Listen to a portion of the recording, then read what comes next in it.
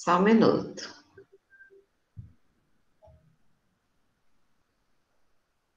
Ok. Espera aí que eu já vou colocar. Tá joia.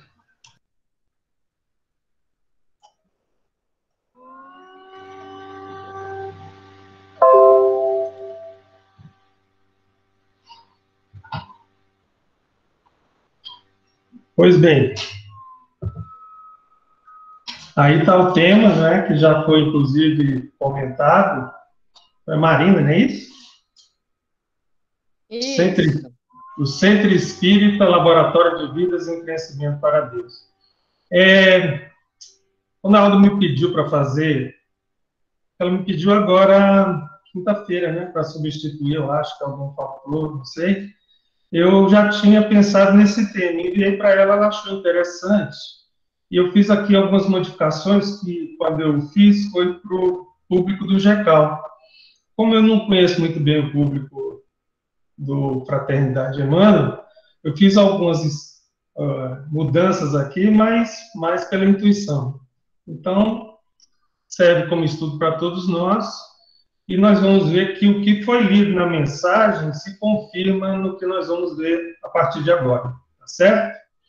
Então, nós vamos primeiro por um conceito, que é do Centro Espírita. Esse conceito está aí em Dimensões Espirituais do Centro Espírita, e é Sueli Caldas que faz essa observação. É um conceito que a maioria de nós já conhece, né? Quando pergunta o que é um centro espírita, nós todos repetimos: templo, lar, hospital, oficina, escola. E como a Marina disse, é um ponto de encontro de almas que buscam respostas. A maioria de nós busca respostas quando procura o grupo espírita, a sociedade espírita, o centro espírita. E a maioria de nós, após encontrar essas respostas iniciais, desperta para a necessidade de nos renovar interiormente, à luz do Consolador. O Consolador, que é a doutrina espírita, o Consolador Edivivo, que traz aí para nós esses ensinamentos e a base, através do Evangelho, para a nossa renovação interior. Tá bom? Então, esse é o conceito. Mas o centro espírita é muito mais do que isso. E essa importância, segundo Sueli Caldas Schubert, ela começou a ser percebida de uns tempos para cá, de uns anos para cá. E essa importância que nós vamos vendo, principalmente através dos livros de Manuel Filomeno de Miranda, de André Luiz, que vem demonstrar essa, Joana de Ângeles, vem demonstrar essa importância, ela vai conferindo a dirigentes e às pessoas que trabalham uma noção mais precisa da nossa responsabilidade diante do trabalho realizado na Casa Espírita. Então, a partir de um certo momento, nós deixamos de ser aquele que busca a Casa Espírita apenas atrás de respostas e passamos a ser o quê? Aqueles que sustentam a Casa Espírita, seja em que posição for. Todos nós sustentamos a Casa Espírita. Isso nós vamos ver também. Que sustento é esse? Como isso se forma? Como isso se conduz? Para que nós todos tenhamos consciência da nossa responsabilidade. Tá certo? Se tiver alguma pergunta aí, é só fazer, tá? Pode ser que eu não saiba responder, mas lá na frente a resposta vai aparecer. E aí nós temos um conceito maior ainda do que aquele que nós vimos. Porque no livro Tramas do Destino, nós vamos ver que a sociedade espírita não se resume às paredes da construção temporal ou material. Né? Antes dessa consolidação da construção material ou temporal, essa edificação é feita, é construída no plano espiritual. Nós temos aí o exemplo do Centro Espírita Francisco Xavier, em que o mentor Natércio explica para Manuel Filomeno de Miranda que as providências, as diretrizes do Grupo Espírita Francisco Xavier foram elaboradas muito antes da construção espiritual. Então, todas as casas espíritas, aquelas criadas, baseadas na nossa percepção da necessidade da divulgação do espiritismo e da construção de um espaço que favoreça o diálogo, a fraternidade, o conhecimento da doutrina e do Evangelho de Jesus, são preparadas antes no plano espiritual, tá bom? Então, para que a gente saiba que esse compromisso que nós assumimos não foi a partir do momento que nós chegamos na casa espírita. Esse compromisso foi assumido muito antes do que isso. E essa edificação, como também confirma Sueli Caldas Schubert, não se trata apenas de uma construção física. É, sobretudo, uma edificação espiritual.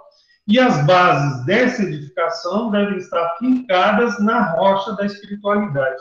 Então, nós começamos a compreender que, por mais que seja importante, e é importante, a construção de um espaço para que a gente possa se reunir e discutir, meditar e refletir sobre a doutrina espírita, acima dessa construção material existe uma construção espiritual.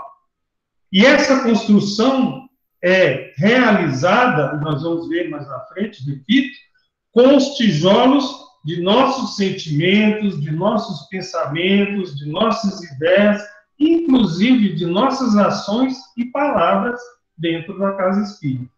Claro que, afastados da casa espírita, há uma obrigação de vivenciar os postulados espíritas. Mas dentro da casa espírita, nós vamos perceber essa responsabilidade é muito maior. E mais do que uma edificação espiritual, Sueli diz que é um complexo espiritual, não é?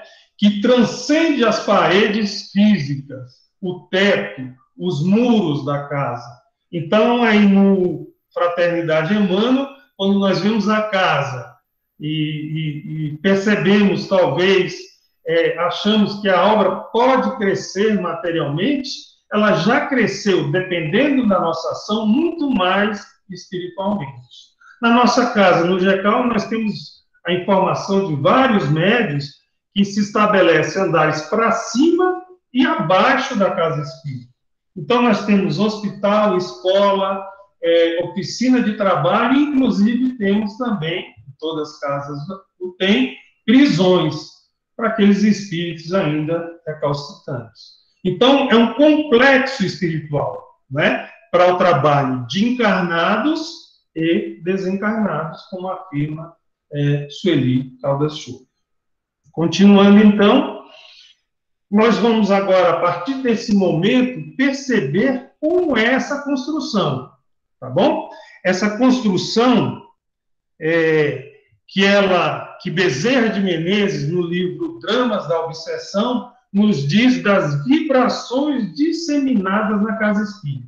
Então, nós vamos, a partir de agora, perceber a verdadeira casa espírita e qual o material que é utilizado pelos bons espíritos, orientadores da casa, verdadeiros dirigentes de nossa casa, que material é esse utilizado para a construção desse complexo espiritual que atua, no qual nós atuamos também. Então, ele diz o seguinte, isso é Bezerra de Menezes, viu? As vibrações disseminadas pelos ambientes de um centro espírita, pelos cuidados dos seus tutelares invisíveis, que são aqueles que realmente dirigem a casa, os fluidos úteis necessários aos variados como delicados trabalhos que ali se devem processar, desde a cura de enfermos até a conversão de entidades desencarnadas sofredoras e até mesmo a oratória inspirada pelos instrutores espirituais, são elementos essenciais, mesmo indispensáveis. Então, todo esse processo que nós vemos na casa espírita, desde a oratória inspirada, desde os trabalhos realizados de cura, e nós não precisamos, numa casa espírita, perceber com aquela questão material do corte, do sangue. Não, as curas são realizadas de maneira discreta. Não é? As pessoas se curam, às vezes, sem nem perceber, ou às vezes se previne qualquer enfermidade que venha a surgir antes que nós venhamos a perceber. E todo esse material, que são as vibrações, que são os pensamentos dos frequentadores, são utilizados nesse sentido. Na casa espírita, quando se faz uma palestra, um comentário, os espíritos aproveitam esse mesmo material para que os espíritos que lá estão também possam perceber, através de painéis, tudo aquilo que é esclarecido. Então, essas vibrações são material imprescindível na casa espírita. E quem são os fornecedores desse material? Somos nós, trabalhadores e frequentadores da casa espírita. Daí porque a espiritualidade, segundo Bezerra de Menezes, recomenda o máximo de respeito nas assembleias espíritas, onde jamais deverão penetrar frivolidade, inconsequência, maledicência, intriga, mercantilismo, mundanismo, ruídos e atitudes menos graves, visto que estas são manifestações inferiores do caráter e da inconsequência humana, cujo magnetismo, se nós agirmos dessa maneira, atrairá bandos de entidades hostis e malfeitoras do invisível. E tais ambientes se tornarão incompatíveis com a espiritualidade iluminada e benfazenda. Então, vocês vejam que Bezerra de Menezes vai descrever todos os sentimentos que não devem acontecer ou ser trazidos ou alimentados dentro da casa espírita. Não devem ser alimentados em lugar nenhum, mas especialmente dentro da casa espírita, que é um ambiente que precisa de uma asepsia, de um cuidado especialíssimo. Então, se nós levamos a frivolidade, a inconsequência, a maledicência, a intriga, o mercantilismo, o mundanismo, ruídos, atitudes menos graves, inconsequentes do nosso caráter, nós teremos, poderemos ter uma casa do ponto de vista material linda, mas do ponto de vista espiritual, nós teremos atraído bandos de entidades hostis e malfeitoras do invisível. Deu para compreender? Eu vi só uma cabecinha balançando, porque só tem um aqui que está aberto, né? Sim, tranquilo, André. Mas ela concordou. Então, vamos em frente. Nós temos aqui um exemplo agora. Um exemplo de uma casa em que as pessoas, os frequentadores, agiram dessa maneira. E quais as consequências no plano espiritual. É interessante que aqueles que quiserem aprofundar o assunto leiam esse livro, Trilhas da Libertação. E no capítulo que fala do médium Davi e do seu orientador espiritual, do seu inspirador, que é o Dr. Herman, nós vamos compreender quais as consequências desses tipos de sentimentos e pensamentos na casa espírita. E aqui nós temos a descrição, não é? De quando Manuel Filomeno de Miranda visita essa casa, uma sociedade espírita na qual se realizavam cirurgias mediúnicas. Eu não sei se alguém já leu essa obra, mas é muito interessante e vai nos esclarecer sobre todos esses pontos, porque às vezes a gente tem dúvidas sobre a cura material e espiritual. E nessa obra vai se falar sobre isso, né? E nesse centro, a partir de um certo momento, eles adotaram o tipo de trabalho em que se realizavam cirurgias mediúnicas. E aí ele descreve. Aí chegamos, fomos recebidos pelo respeitável mentor da instituição. Então tinha um condutor espiritual, que foi quem convidou Manuel Filomeno de Miranda e toda uma equipe para que auxiliasse a reverter esse processo que nós vamos ver aqui. Pelo respeitável mentor da instituição, que afável nos conduziu à intimidade da ampla casa. É uma casa grande, enorme, que foi construída com todas as dificuldades que nós conhecemos. Primeiro nós alugamos, depois fazemos almoço, uma série de atividades, arrecadamos dinheiro, até construir uma casa que nos acolha. Essa casa foi também construída assim, e já era uma casa ampla e confortável, e que tinha iniciado esse tipo de trabalho. Só que dentro da casa, na intimidade da casa, Manuel Filomeno identifica que ela estava repleta de pessoas ansiosas, bulhentas, inquietas, barulhentas, assim como entidades viciosas, perturbadas, zombeteiras e obsessoras. em lamentável promiscuidade psíquica com seus hospedeiros, que emprestavam ao recinto com altas cargas de energia negativa. Então, nós vemos que o ambiente espiritual é uma consequência da maneira como as pessoas se comportavam naquela casa. Deixando de lado a verdadeira prática espírita e os verdadeiros objetivos da casa espírita e da doutrina espírita para buscar a cura do corpo. E ele continua, tendo em vista os excelentes propósitos. Ele vai descrever também que o início daquela casa foi o início que todas as casas têm. Ela foi fundada há mais de 30 anos por abnegados corações que planejavam dedicar-se à vivência dos postulados espíritas. E tendo em vista a excelência dos propósitos desse grupo que fundou a casa, foi designado um mentor responsável para conduzir aqueles trabalhos. Todos, porém, ele descreve as dificuldades, mas fala que todos se uniram devotamente e deram início ao trabalho, interessados, a princípio, há 30 anos atrás, em aprofundar os conhecimentos da doutrina para mais e melhor servirem, estabelecer um roteiro de estudos. Todas as nossas casas são fundadas com esse objetivo. Não acredito que exista a casa espírita que não seja, a princípio, fundada dessa maneira.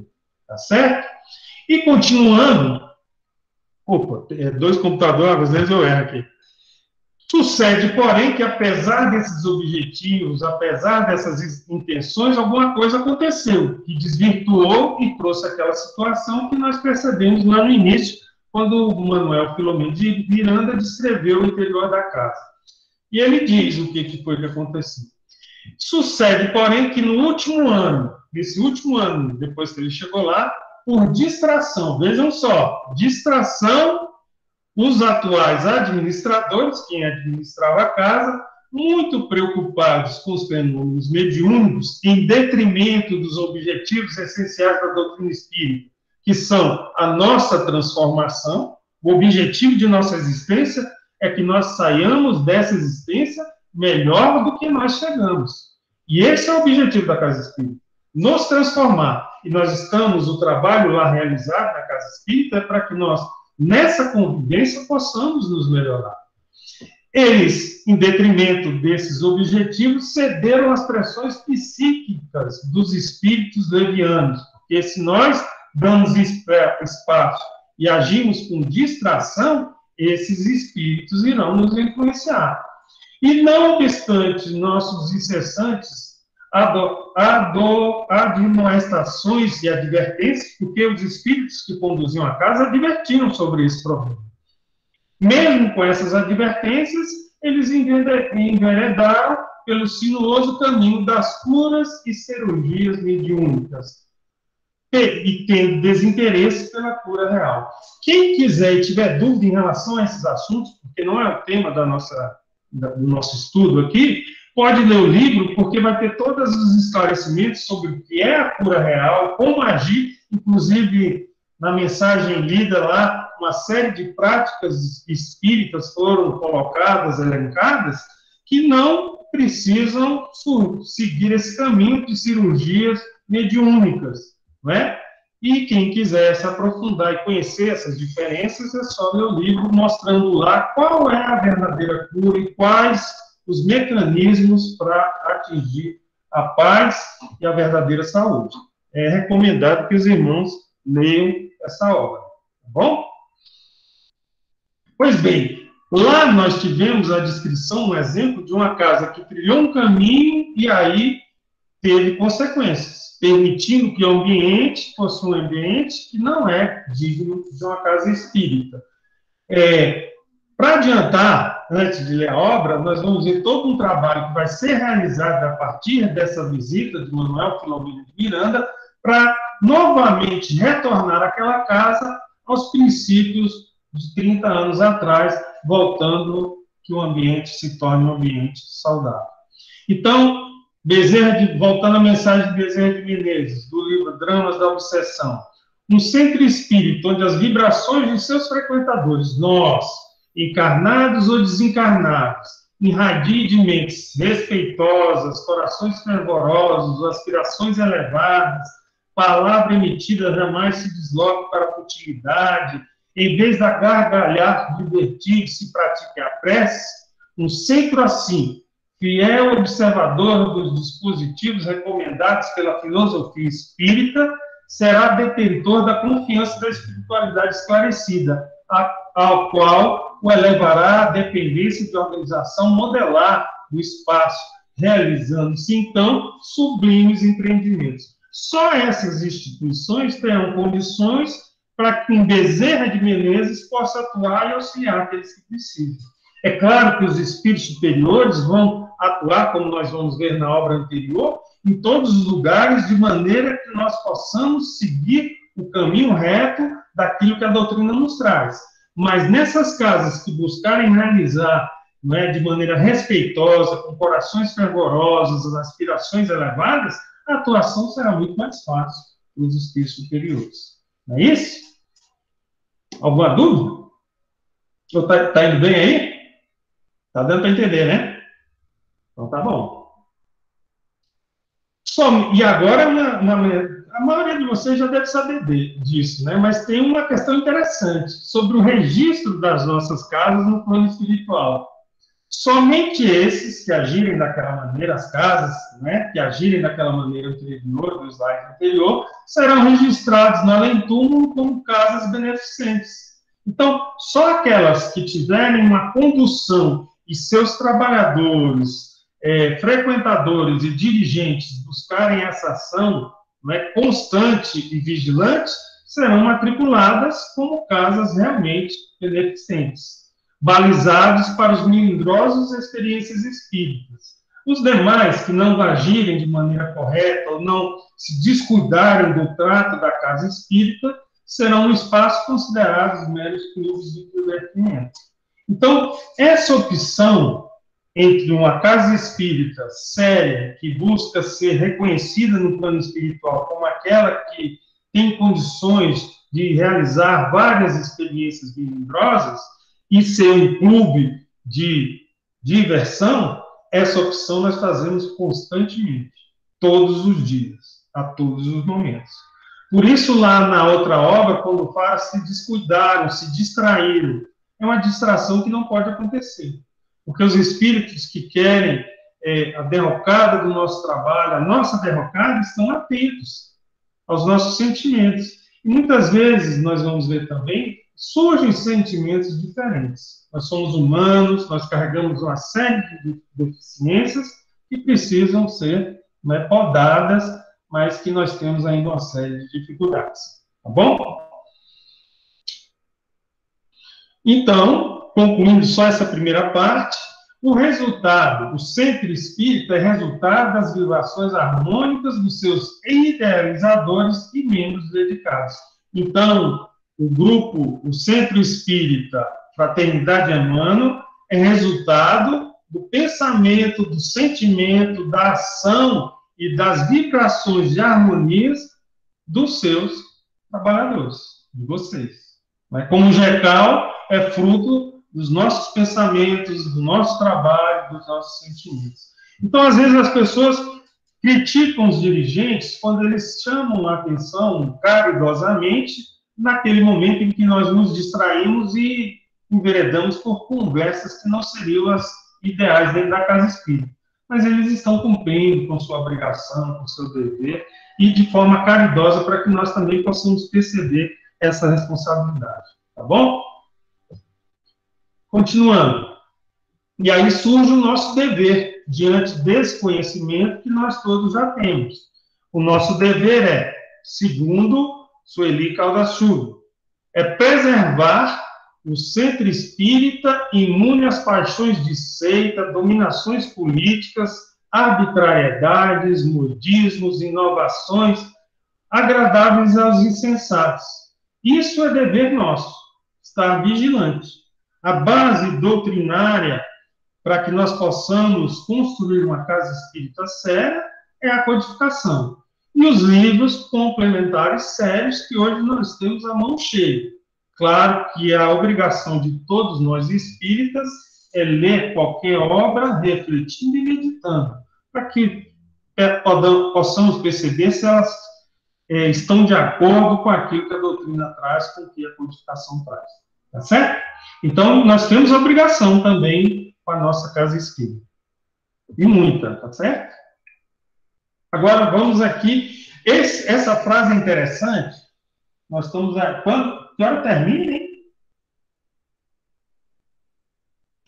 Oi, André, você pode ir até às 8, até às 20, tá? Tá, então eu ainda tenho aqui 27 minutos, não é isso?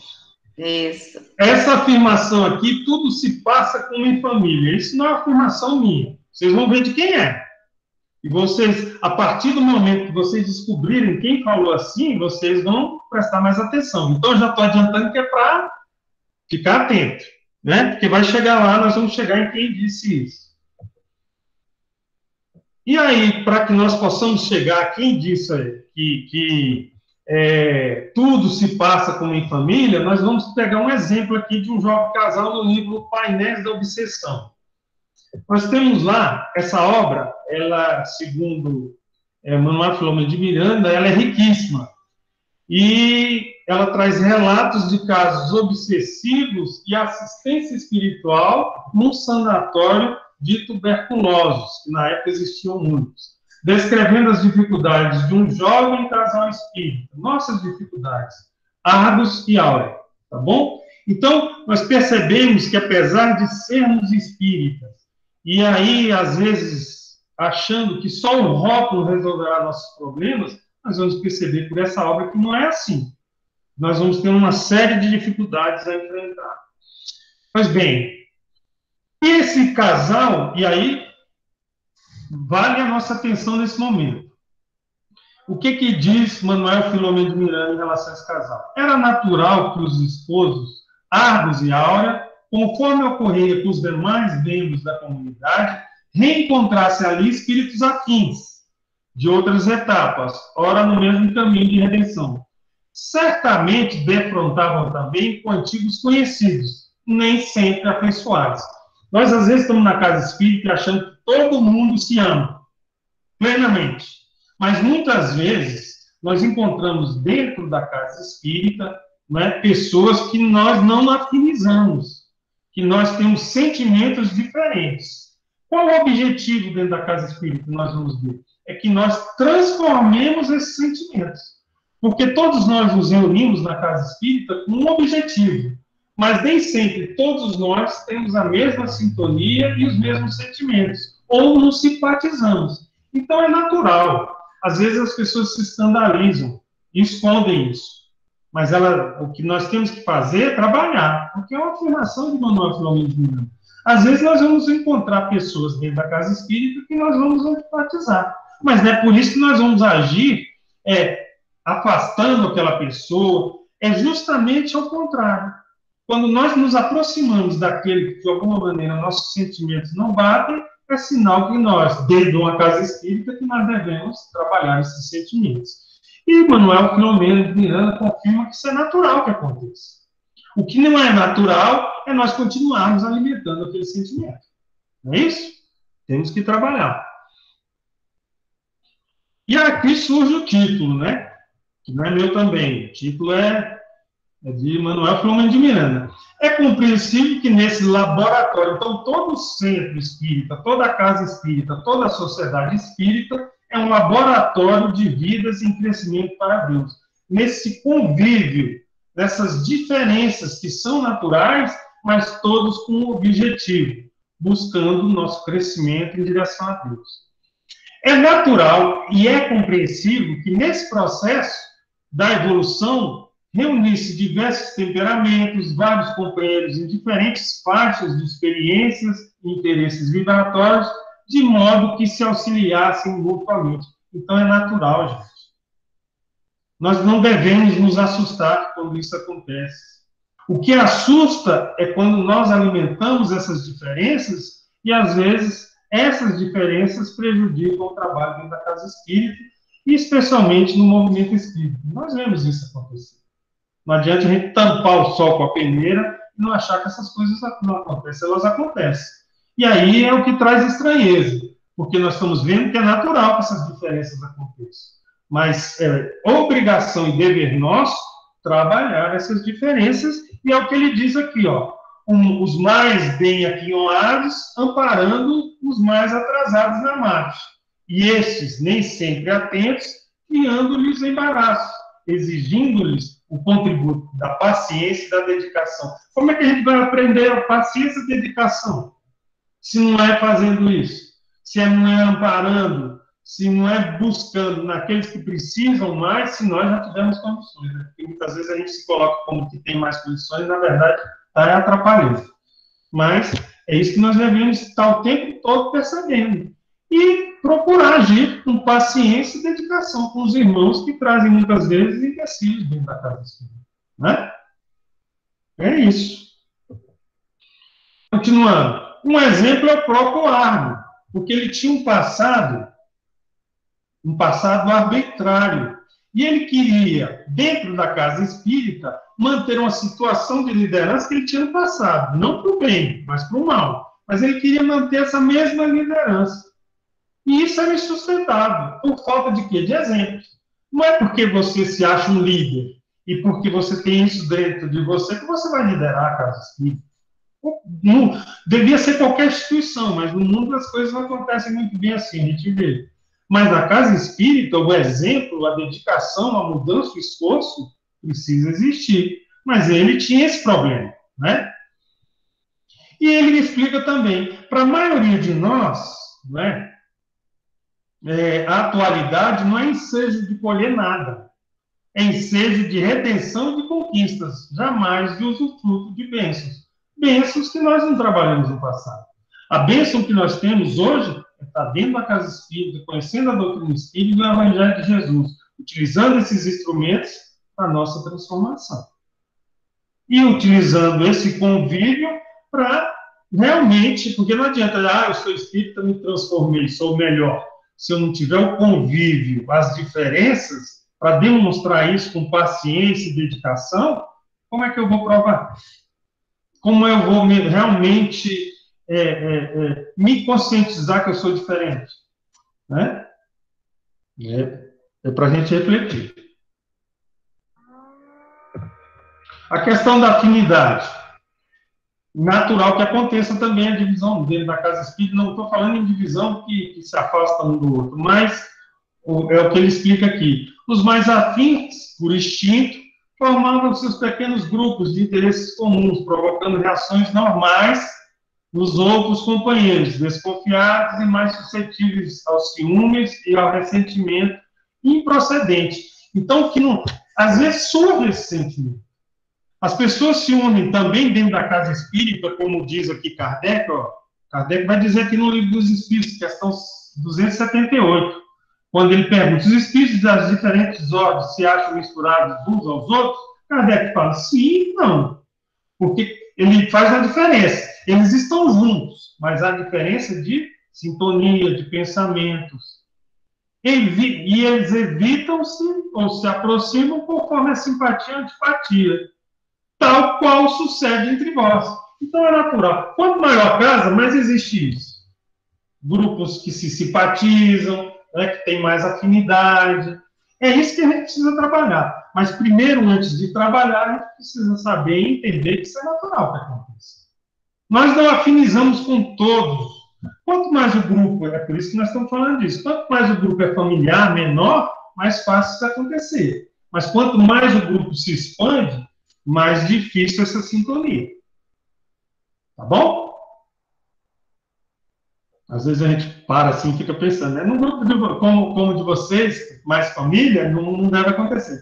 Mas às vezes quando a gente lê isso, eu lembro do irmão assim, pensei, é aquilo. Tem que, né? A gente lembra. O exercício do amor. Portanto, é no âmbito, por conta dessas diferenças, por conta dessas coisas que são naturais que aconteçam, dessa sintonia diferente, é no âmbito do centro espírita que exercitamos o amor. Aprendemos a perdoar, que treinamos a paciência, a tolerância, aprendendo simultaneamente o respeito à disciplina às coisas espirituais.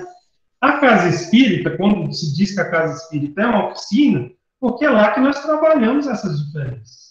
É que nós temos mais tolerância, nós temos mais paciência, nós temos mais amor, não é, a oferecer, para que nós, aprendendo dentro da casa espírita, possamos expandir isso também para as nossas famílias e onde nós trabalhamos, na vida em sociedade. Então, é natural que nós estejamos reunidos fazendo esse treino, tá? Exercitando a paciência. E aí entra Kardec, quando ele diz o seguinte: uma sociedade onde aqueles sentimentos, né, quando nós temos os objetivos bem caracterizados, o objetivo moral, compreende e aplicam a si mesmos, né, dentro da casa espírita, se assassem partilhados por todos que frequentam a casa espírita e que seus componentes se reunissem com o propósito de se instruírem pelos ensinos do espírito e não na perspectiva de presenciarem coisas mais ou menos interessantes, ou para fazer cada um que sua opinião prevaleça, seria não só viável um centro assim, um grupo assim, mas também indissolúvel. Então, nós precisamos agir com aqueles sentimentos. Nós precisamos nos educar em torno daqueles sentimentos para que nossa casa se torne uma casa, do ponto de vista espiritual, indissolúvel. E, nesse sentido, o que Kardec recomenda? A multiplicação de pequenos grupos, né? Porque é uma dificuldade enorme de unir elementos homogêneos com um pensamento só, quando as casas crescem. Por isso ele aconselha, as reuniões espíritas devem entender antes a multiplicação de pequenos grupos. É mais fácil na casa menor saber lidar e identificar esses problemas e agir em relação ao outro como irmão. É isso que nós precisamos. Existem casas enormes, grandes, que às vezes as pessoas nem se conhecem, não sabem dos seus problemas, não percebem as necessidades de cada um. Então, ele sugere, ele recomenda que sejam casas pequenas. E ele continua. Quando ele diz: já vimos de quanta importância é a uniformidade de sentimentos para a obtenção de bons resultados. Necessariamente, tanto mais difícil obter-se essa uniformidade, quanto maior for o número. Os agregados pouco numerosos, todos se conhecem melhor e há mais segurança quanto à eficácia dos elementos que para eles entram. O silêncio e o recolhimento são mais fáceis, e tudo se passa como em família. Então, a frase é de Kardec. Kardec recomenda que tudo se passe como uma família. E para isso, quando o grupo é menor, as pessoas se conhecem, sabem das dificuldades, nós vamos poder agir como família. Uma família que procura harmonia com aqueles objetivos. Não é isso? Então, esse título, essa recomendação, é do próprio Kardec. Para que a gente possa refletir melhor, não é? E ele aqui vai falar que quando aqueles grupos grandes, né, a intimidade é mais difícil, o conhecimento é mais difícil. Já nos pequenos grupos se oferece aí condições para que a gente possa nos unir melhor. E esses pequenos grupos se unindo, se encontrando, fazendo esse tipo de intercâmbio, vão se tornar, né, no futuro, a grande família espírita. Né? E ele diz ainda, quando há a queda de uma grande associação, é um sucesso para o espiritismo, porque os inimigos do espiritismo vão propagar aquilo. Já quando um grupo pequeno a dissolução de um grupo pequeno passa despercebido. Isso é quem fala é o próprio Kardec. Muito prático ele, né? Ora, 20 grupos de 15, 20 pessoas obterão mais e muito mais, farão pela propaganda, do que uma assembleia de 300 ou de 400 indivíduos.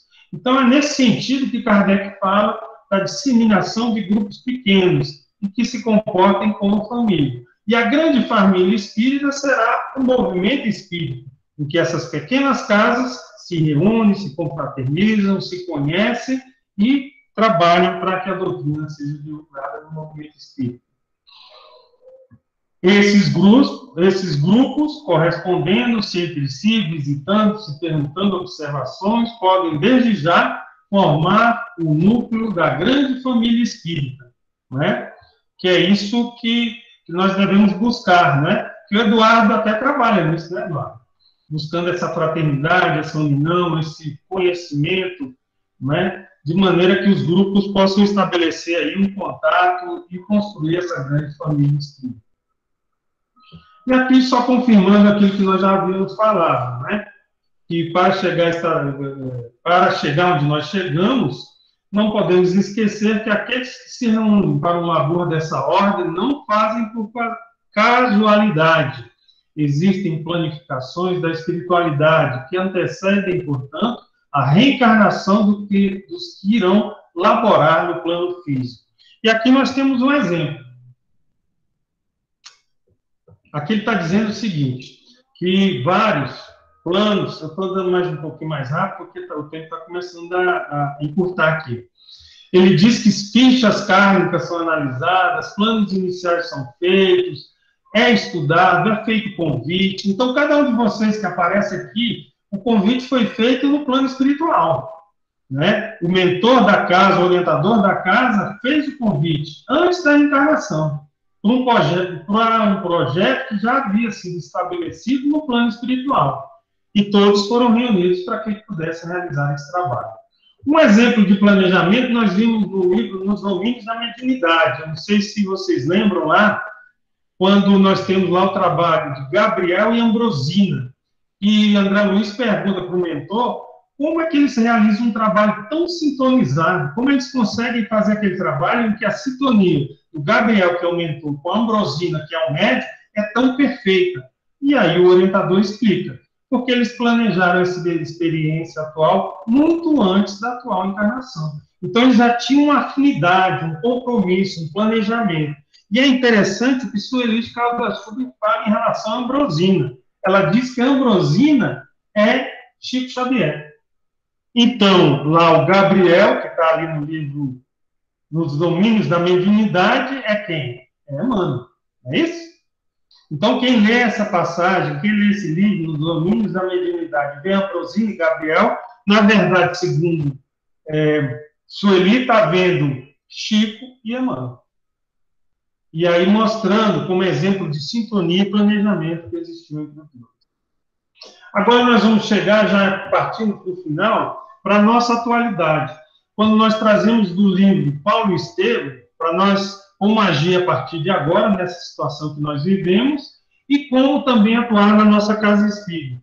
Então, os poderes do espírito. Isso aqui acontece em Paulo Estevam, quando Paulo, na igreja de Corinto, essa igreja adquire importância para o movimento cristão. E todos pediam de outras igrejas providências para Paulo para que ele pudesse orientar as outras igrejas. Mas Paulo se sentia incapaz de várias igrejas, naquele tempo, a uma distância enorme, ele poder atender a todos. E ele, num momento de angústia, ele se afasta, vai para um lugar mais tranquilo e ora ao Senhor. E quem vem explicar para o Senhor como agir é o próprio, quem vem explicar para Paulo como agir é o próprio Cristo e Senhor. Ele diz, e aí Paulo escuta, não te atormente com as necessidades do serviço. É natural que não possas assistir pessoalmente a todos ao mesmo tempo, mas é possível a todos satisfazer simultaneamente pelos poderes do Espírito. Naquele tempo, poderes do Espírito era o quê? Poderás resolver o problema escrevendo a todos os irmãos em meu nome, e de boa vontade saberão compreender, e os de boa vontade saberão compreender, porque o valor da tarefa não está na presença pessoal do missionário, mas no conteúdo espiritual do seu verbo, da sua exemplificação e da sua vida. Então, Paulo escreveu as epístolas de Paulo a partir da orientação do próprio Cristo. E eu vendo uma palestra do Haroldo Dutra, ele diz que isso acontece nesse momento, quando nós não temos condições de chegar àqueles que buscam a nossa casa. E o escrever cartas, neste momento, é usar a internet. É usar, é divulgar. Então, as casas espíritas precisam se preparar. E aí vocês estão de parabéns quando fornecem um momento em que aqueles de boa vontade quiserem aprender e buscar o ensinamento da doutrina, basta ter boa vontade de quê? Separar um momento e ligar o computador, o celular, seja o que for. Então, é essa realmente a tarefa. Escrever hoje é usar os mecanismos que nós temos, que nós precisamos utilizar em favor daquilo que o Cristo nos confiou, que é a divulgação da doutrina espírita. Então, parabéns a vocês por esse momento em que nós nos reunimos para falar sobre a doutrina espírita. Tá certo? Porque é uma recomendação do próprio Cristo. E naquele momento, agora já falando da administração da casa, Paulo recebe aquela tarefa. Jesus diz que Estevão vai estar mais perto dele a partir daquele momento, intermediando aquele contato o tempo todo para que ele pudesse escrever. Só que Paulo toma uma atitude corretíssima que serve para o momento atual também e para o futuro na administração das casas. Paulo de Tarso nunca procurava escrever só. Buscava cercar-se no momento dos seus companheiros mais dignos, socorria-se de suas inspirações, consciente de que o mensageiro de Jesus, quando não encontrasse no seu tom sentimental as possibilidades precisas para transmitir os desejos do Senhor, teria nos amigos instrumentos adequados. É o que acontece. Nós não podemos hoje centralizar a atividade da casa espírita numa pessoa. São aqueles centros e grupos espíritas que têm dono. Porque a recomendação do Cristo na época do Paulo era qual? Chamar os companheiros mais dignos e discutir e estabelecer como agir e construir uma casa espírita. Então, nós precisamos ter cuidado, porque Paulo dá um conselho interessante. Se nós centralizarmos numa pessoa, é aquilo que só uma pessoa resolve. É um médico que resolve tudo, que vê tudo, é aquela coisa. Você centraliza naquela pessoa, você corre um risco danado, porque pode ser um momento que ele diz aqui que aquela pessoa não esteja sintonizada. E é natural, porque os espíritos que não querem progresso no trabalho só precisam perseguir uma pessoa. Agora, se nós temos um colegiado, se nós temos uma casa que é unida, vai ficar mais difícil. Quando um não estiver inspirado, o outro vai estar. Vai falar, irmão, não é esse o caminho, vamos seguir esse outro. Os outros vão se reunir, discutir, porque nós somos falíveis. E precisamos ter consciência disso. E Paulo, que é Paulo, deu a chave, deu o caminho. Se Paulo reunia os irmãos mais dignos e discutia tudo em grupo para escrever suas cartas, imagina nós. Como é que eu vou querer ser o dirigente soberano de uma casa? Tudo centralizado no presidente? Não existe isso. Não é? Nós precisamos pensar nisso também. E aí, deixar de trabalhar, esse aqui é um Monteiro que fala no livro Os Mensageiros. Porque Monteiro era um doutrinador, né, numa reunião mediúnica. Tinha vários médios que ele conduzia. Mas ele trabalhava ali centralizado naquilo que ele pensava. E ele disse, como um espiritual para André Luiz, trabalhava o espiritismo ao meu modo. Muitas vezes a gente trabalha o espiritismo ao nosso modo, a nossa compreensão, sem permitir que haja a conversa, a discussão, e achando que estamos agindo conforme o Cristo espera de nós. Na verdade, nós estamos agindo conforme o nosso egoísmo e nossa vaidade. É isso que nós temos que estar atentos, para não descuidarmos. E para encerrar mesmo, agora 4 minutos aqui, nós temos hoje essa conclusão diante de tudo que nós vimos, como construir a casa espírita, que nesse artigo do Reformador vai dizer que é dialógico, um centro dialógico. O que é um centro dialógico?